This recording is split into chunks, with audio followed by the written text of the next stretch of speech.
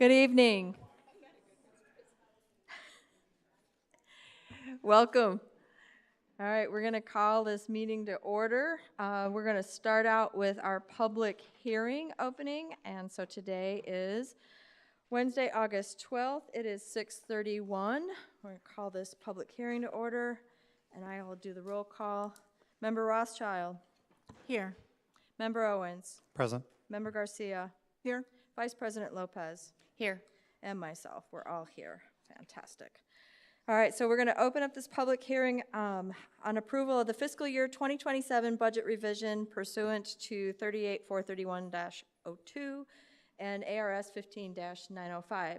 Notice is hereby given to the members of the governing board and the general public that the governing board will conduct a public hearing on Wednesday, August 12th, 2026 at 6:30 in the boardroom regarding the approval of the budget revision for fiscal year 2027. Mr. Harmon. Good evening, President Goutre, members of the governing board, and Dr. Lotman. Wanted to present some highlights in the changes in revision number 1 of the budget for fiscal year 27. This revision number 1 addresses 3 areas. We adopted on preliminary budget forms since the state had not yet approved a budget. This revision is on the final forms and captures some approved budget add-ons that were not included in the preliminary forms. We're also able to update our ADM from the projections from our demographic study to our current actual ADM, reflected after our 10-day drop period. And the last area of this revision is addressing an update in our special education budgeted expenditures to show our maintenance of effort in M&O special education spending. Let's start with this M&O SPED maintenance of effort. Now that we've finished fiscal year 26, we're adjusting this section on page 2 of the budget sheets. This updated M&O SPED budget amount is adjusted to exceed last year's spending level by approximately 3% to account for raises, new positions, and inflation. Between special education expenditures for all disability classifications and IEP required pupil transportation, we're estimating total expenditures in fiscal year 27 of $22.6 million. 17.5% of our student enrollment receives special education services, but this maintenance of effort accounts for this 22.6 million accounts for approximately 28% of our total M&O formula dollars. The state funding formula is primarily driven by ADM. This revision helps capture our current actual ADM of 9,467. While we're seeing growth from last year of around 250, we're still 242 below our projected ADM used in the adoption. Consequently, our total weighted student count is 14,463, which is 294 below adoption. For maintenance and operations, the general budget limit is decreasing by $460,000, bringing the total to just over $90.1 million. This change is mainly due to a $1.6 million reduction in the revenue control limit due to the decreases in ADM. This reduction is partially offset by an increase of $655,000 in state aid supplemental and $439,000 in a poverty weight add-on, both of which were not included in the preliminary forms but were ultimately approved in the state budget. For the capital budget, we see an overall increase of $225,000. The key driver for this is the addition of a one-time DAA add-on, or District Additional Assistance, which was not in the preliminary forms, and a slight decrease in the calculated interest, bringing our total unrestricted capital outlay budget limit to just over $6 million. And to summarize, the final revision reflects a net decrease of $235,000 across our 3 main funds and brings our combined budget limit for these funds to $113.6 million. And I'm happy to answer any questions. Board members, any questions from Mr. Harmon? All right, so I'm going to open it up to the public. Is there anybody that has any questions or comments? Now is your turn to come up to the podium. Seeing that there's nobody rushing up to the podium. All right, we'll adjourn the public hearing. And so I need a motion for that? I'll second. All right. Member Rothschild? Aye. Member Owens? Aye. Member Garcia? Aye. Vice President Lopez? Aye. And myself, aye. Motion carries. All right. Now we get to call our regular board meeting to order. So we're going to call it to order at 6:36. I have to do the roll call again. Member Rothschild? Still aye. Member here. Owens? Present. Member Garcia? Here. Vice President Lopez? Present. And myself. We're all here. All right. Vice President Lopez, would you lead us in the Pledge of Allegiance, please?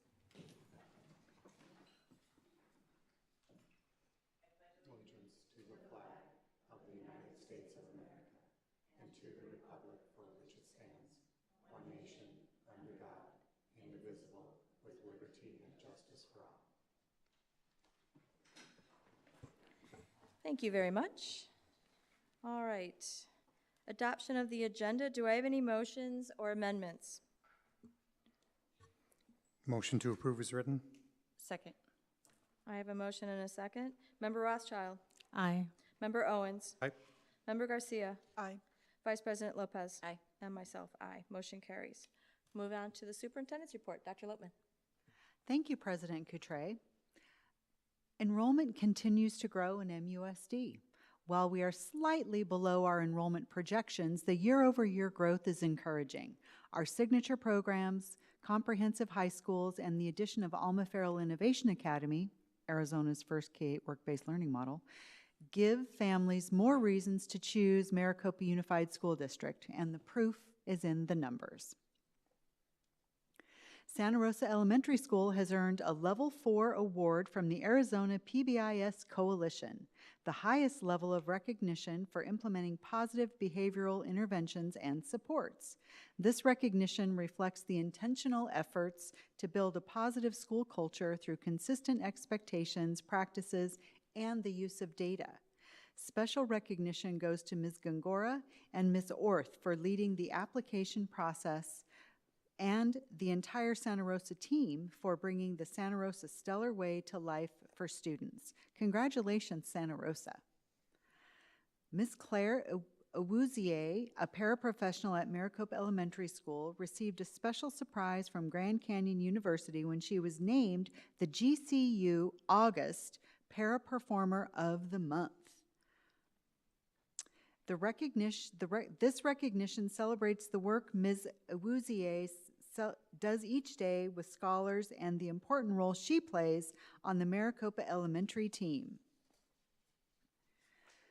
Parent University kicks off the new school year on August 20th with an evening focused on teen and young adult mental health. Guest speaker Durrell Williams of Mental Health America of Arizona will share practical information to help families understand common challenges and encourage lifelong mental wellness. The first 50 attendees will receive dinner, and all attendees will be entered to win 2 tickets to the Arizona Cardinals versus the Seattle Seahawks game. Stay tuned for more Parent University events and podcasts throughout the year. MUSD is rolling out Zonar Z-Pass cards for bus riders, adding another layer of safety and visibility to student transportation. Students will, on a perfect day, students will scan their Z-Pass card when getting on and off the bus, allowing transportation staff to know when and where students board and exit. The card will also serve as their school ID. Families can use the Zonar MyView app to track their child's bus and receive updates directly on their phones. The app is available through the Apple App Store and Google Play. Z-Pass cards will be introduced at schools throughout the month, so stay tuned for information about when the program is coming to your school.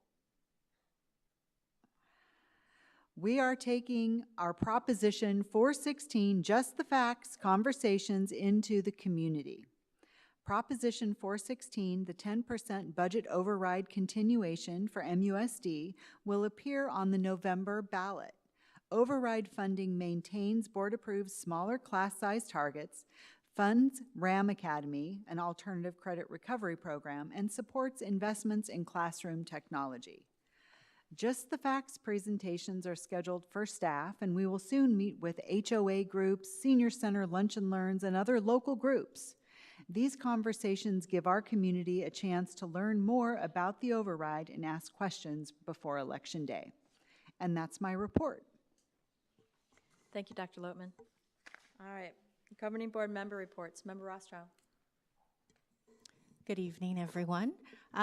Couple of things. So I'll start off with congratulations.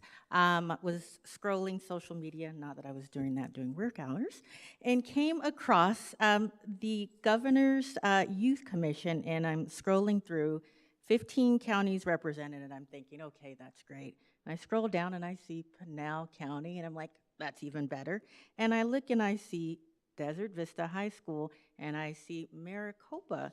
Not Desert Vista. My kids went to Desert Vista. Yeah. So sorry. Desert Sunrise. And with that, just wanted to congratulate. I want to make sure I'm saying the names right. Kimmy Hone from Desert Sunrise and Josephine Hoskins from Maricopa High School. So I think it's wonderful the work that our teachers and staff and everyone does, but it's even more exciting when we see our youth stepping up and using their voice to change and shape their future. So congratulations to those individuals and their parents and families and things like that. With that new school year, just excited for the new things, but also the things that are returning, the things that are remaining the same, the things that have made us awesome. So just excited to see you all here and looking forward to a very productive new school year. That's it. Thank you. Member Owens. Nothing this evening. Thank you. Member Garcia. Nothing this evening, Madam Chair. Thank you. Vice President Lopez. Anything? A bit. I've missed you guys. I wasn't here for the last two meetings, so one, I'm sorry. It's what happens when you have sick babies. But I did try to get to as many things as I could during the day, so I did attend all of the different luncheons, the leadership, the new teachers. I love our pep rally every year. It just gives me goosebumps every year. So I have been around, just not here the last two meetings. So again, I'm sorry. That's it. Thank you. Yeah, the pep rally is by far an amazing way to start off the school year. I love it. I love it. And then I was able to stop in at all of our elementary schools on the back to school night.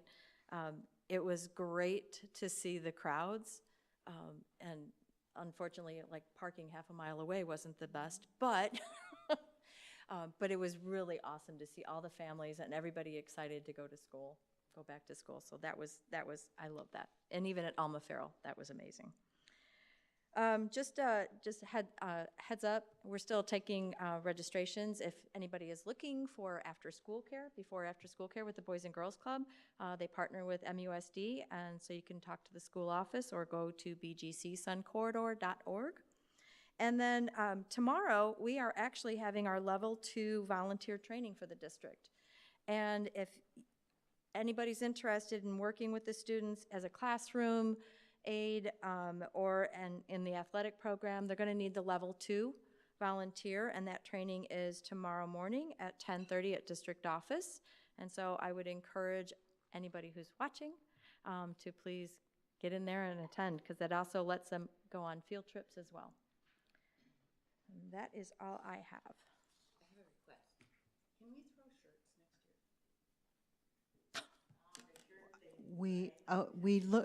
year? We did throw shirts no, at the the board beginning. members. Oh, can board members? Yeah. Yeah, well, of course. You all heard that, right? Can I get a launch cannon? We looked into that. They're like $5,000, so no. Can we just borrow one? Rent one? All right. Okay, we like to have some fun. All right, we're going to move on to the call of the public, and I do have one speaker card, so I must read this.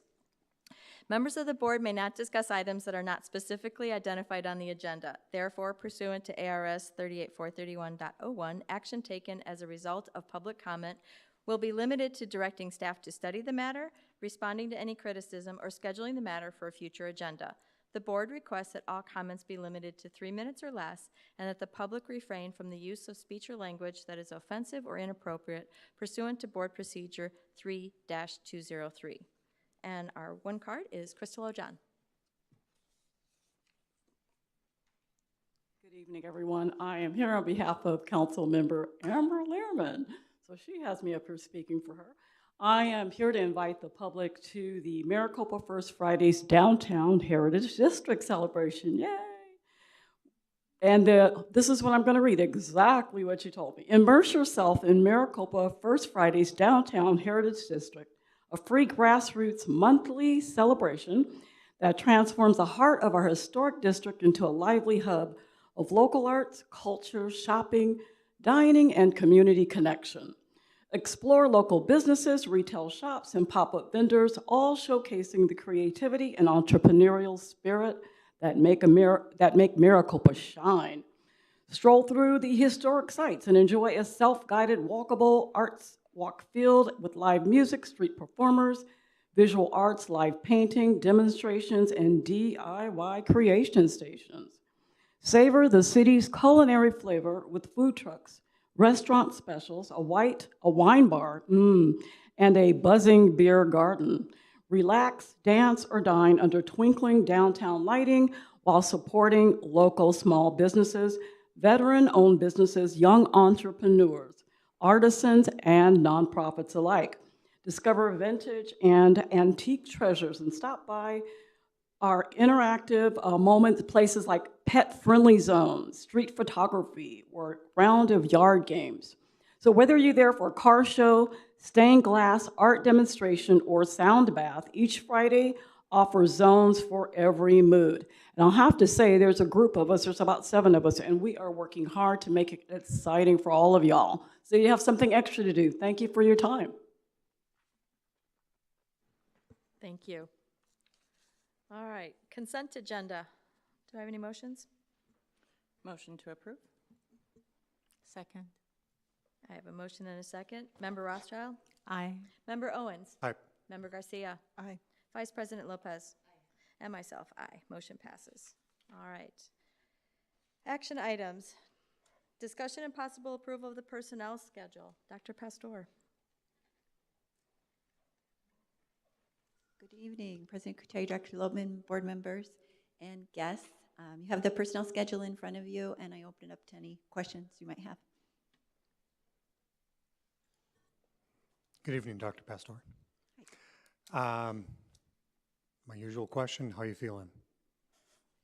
We're feeling pretty good. We have a handful of vacancies, and I'm also very proud of a strong launch this year to our transition to MUSD substitutes, and have a daily fill rate that is very, very high, and some very satisfied substitutes that are now our employees. Good deal.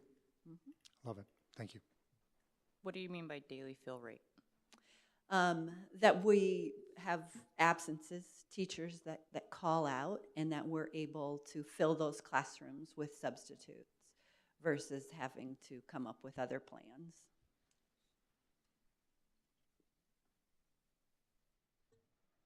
Any other questions, discussions, motions? If there's no other discussion or questions, I'll make a motion to approve. Second. I have a motion and a second. Member Rothschild? Aye. Member Owens? Aye. Member Garcia? Aye. Vice President Lopez? Aye. And myself, aye. Motion passes. All right. Discussion and possible approval to amend the option and donation agreements for Amarillo Creek, Palomino Ranch. Mr. Harmon. Thank you, President Cutray, members of the board, and Dr. Lopman. In May of 2024, the governing board approved an update to a previous donation agreement of these 2 properties, Amarillo Creek and Palomino Ranch, and updated those agreements. In December of 2025, the board approved an exercise option to receive the donation, which put us into escrow, and we've been working through the School Facilities Oversight Board for their phases of approval. There was a slight delay on the developer's end, getting an abandonment of an existing road that needed to be abandoned and removed. Once that was removed, we're on the board agenda for the School Facilities Oversight Board for their final approval of all of their studies and documents that are required.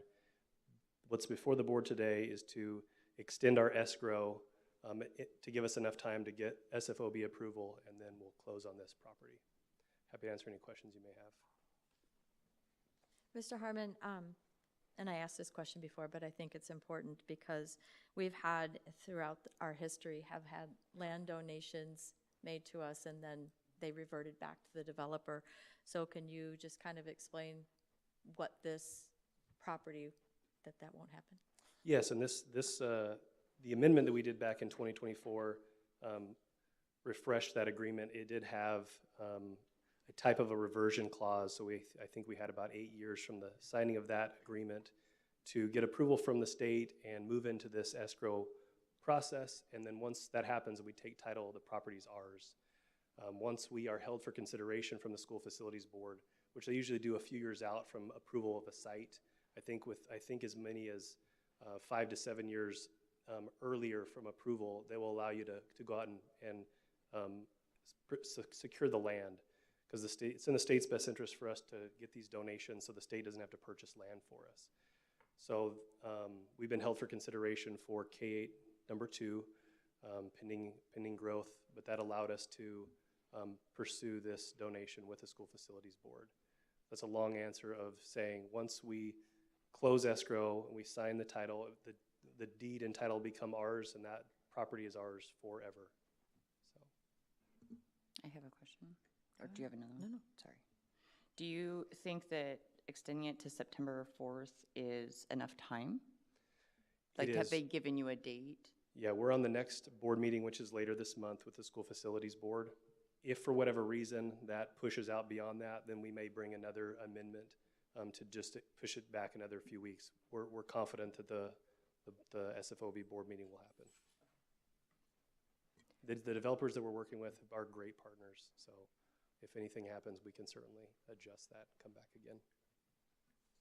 And I'm sorry, Mr. Harmon, did you say that this transaction has no reversionary clause, or it does? The original agreement did have a clause that said this donation is secure as long as the district's going to build a school within a certain period of time. I believe it was 8 years from 2024. But once we accept this donation and the land becomes ours, we're the owners of that property, and that agreement is no longer valid because we've executed the options for this particular site. There are some other sites that we still have that 8 years to pursue, but these particular parcels will be ours. So even if something happens, we're well within the limits? Correct. Okay, thank you. If there's no other questions, I'll make a motion to approve. I have a motion and a second. Member Rothschild? Aye. Member Owens? Aye. Member Garcia? Aye. Vice President Lopez? Aye. And myself, aye. All right. Next item, discussion and possible approval of the fiscal year 2027 budget revision. Mr. Harmon? Nothing further to add. If there aren't any other questions, we're seeking your official approval of our revision number 1 of our fiscal year 27 budget. So moved. Second. I have a motion and a second. Member Rothschild? Aye. Member Owens? Aye. Member Garcia? Aye. Vice President Lopez? Aye. And myself, aye. Motion passes. All right, discussion and possible approval of IGA between Central Arizona Valley Institute of Technology and MUSD. Dr. Scott? Wow, somebody different. Love that. Good evening, President Coutre, members of the board, Dr. Loman, and community. I am excited to bring forward, as we do every year, our partnership with CAVIT, and I'm here if you have any questions. Has anything changed? Is this just the same, it's the same agreement that we have signed every year? Every year. If there's no questions, motion to approve. I'll second. I have a motion and a second. Member Rothschild? Aye. Member Owens? Aye. Member Garcia? Aye. Vice President Lopez? Aye. And myself, aye. Motion carries. Thank you.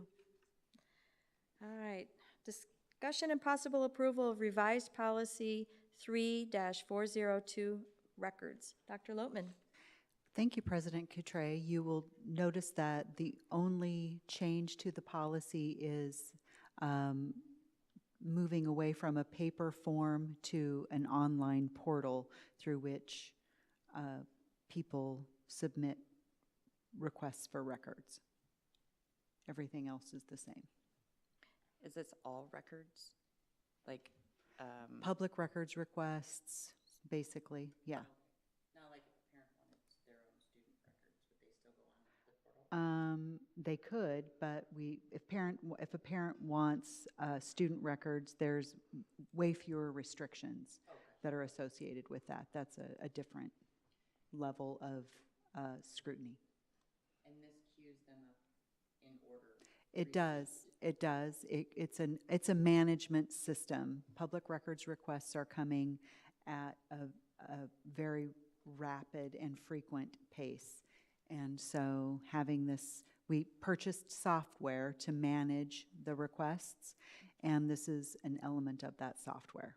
There's still a human part of this. There's still a staff demand of time and resources, but having this portal has expedited certain elements of the process. Can you speak a little bit to an audit process? So I think of things that I set up electronically. There's also something built in that says if that electronic process falters, there's some type of notification or something that alerts me. So can you share a little bit about if the system itself fails, what type of human visibility there would be to that? Unfortunately, Member Rothschild, this item is just about the policy, not about the system that we purchased. So we can't get into the details, but we could bring it back at a future agenda to talk about that.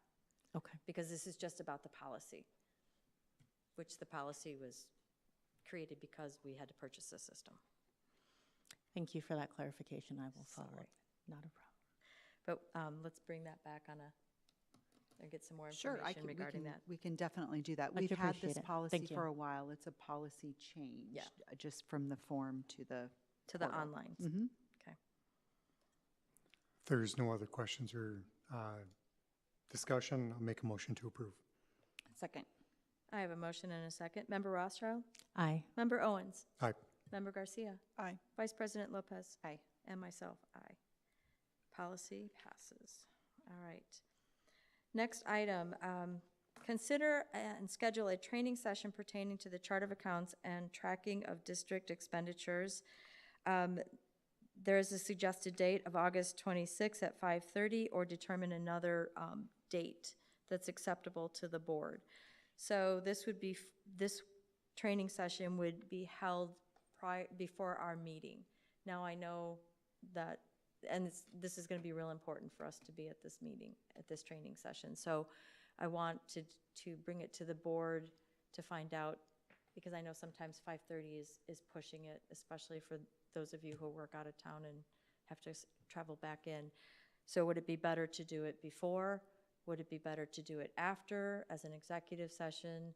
Or would it be better to schedule it on a different Wednesday that we don't normally meet at 6:30? What kind of time do we need for this? 45 minutes? Yeah, I think that, and that's what we were thinking with this 5:30 start, Gotcha. about 45. Mhm. Personally, Mhm. I would prefer to do it after a meeting. To do it after the meeting at the end? Yep. Okay, I know that's just my personal opinion. okay. I know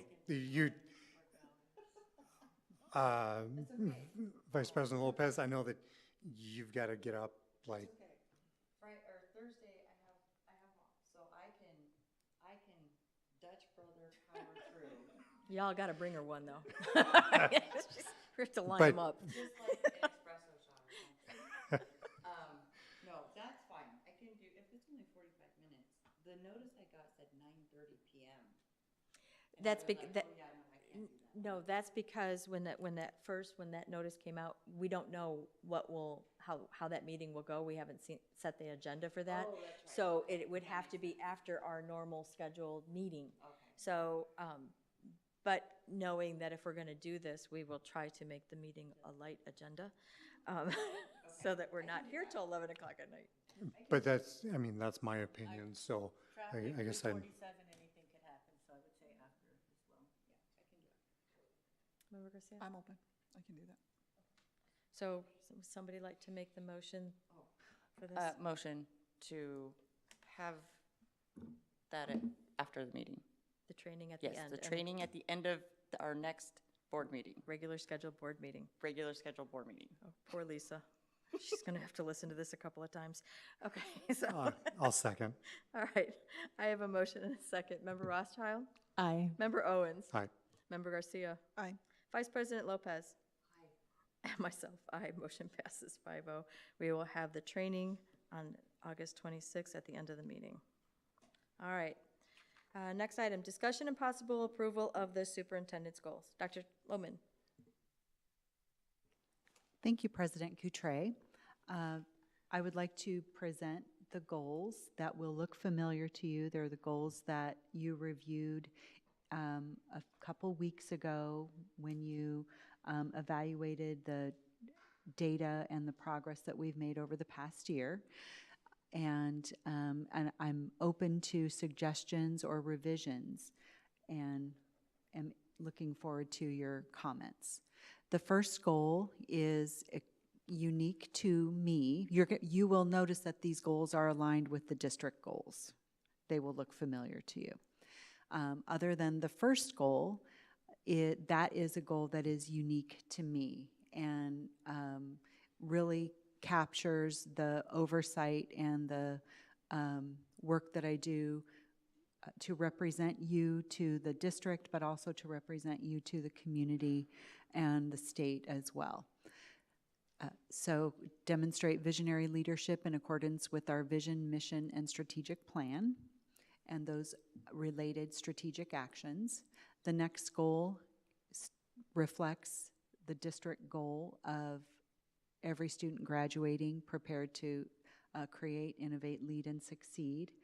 And even though it's only one strategic action, it really is volumes of action steps and individual steps that funnel through academic services and every school in the district. And it certainly touches every department as well. Goal 3 is related to access and equity, and Goal 3 drives us to ensure that every student has excellence, excellent programs, excellent people, excellent facilities, so that their education, the quality of their education is not left up to chance. And that is Goal 3. And then Goal 4 is about the organizational culture that we establish to prioritize people over programs and support our students and staff in a variety of ways. Certainly we can think about compensation and benefits, but we also think about counseling services for students and processes that ensure that we are accountable to our employees and create a culture that makes us a destination district. And then Goal 5 is community pride. It's very all-encompassing and umbrella-like. We want to constantly develop community pride through sound business practices, customer service, effective communication, safe and attractive facilities. And this goal represents our relationship, certainly with each other, but also a relationship with our community as well. And then Goal 6 is a goal that emerged about 3 years ago, which motivates a focus on our students who really, certainly all students, but focuses on students with special needs and creates greater purpose and intention around compliance, but also quality of services that we are providing for our students.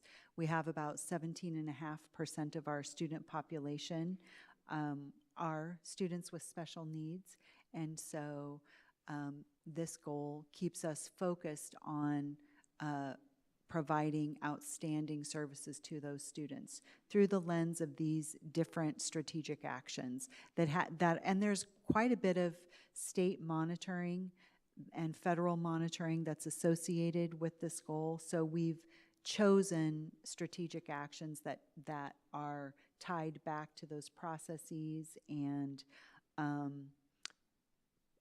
really interactions that are about our accountability and about our compliance and meeting high standards. And those are my proposed 6 goals. I'd be happy to answer any questions about any of those. Thank you, Dr. Lopman. Were there any changes within, like, the bullet points or, you know, anything underneath the title of each goal? There were not. Okay. We kept them the same. Okay. So we did a really deep dive, as you mentioned, in exec sections after the last 2 meetings, really diving into these. So as a board, we've really kind of come to know these pretty well. And we've seen a lot of the data, and I'm excited to see what that looks like in another year when we've got additional data to kind of evaluate. I like the goals. I too, I liked the fact that the goals line up with our strategic plan, plus those 2 extras that you have.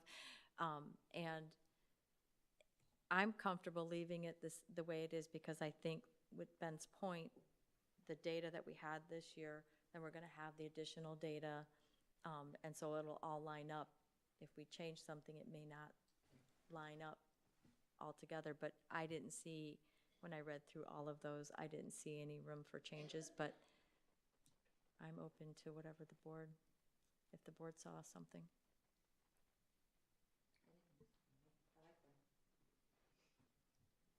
No, there's some stretch in there in reviewing the goals from last year, definitely some accomplishments. We talked about things that we'd like to focus on, so no, I think they're good.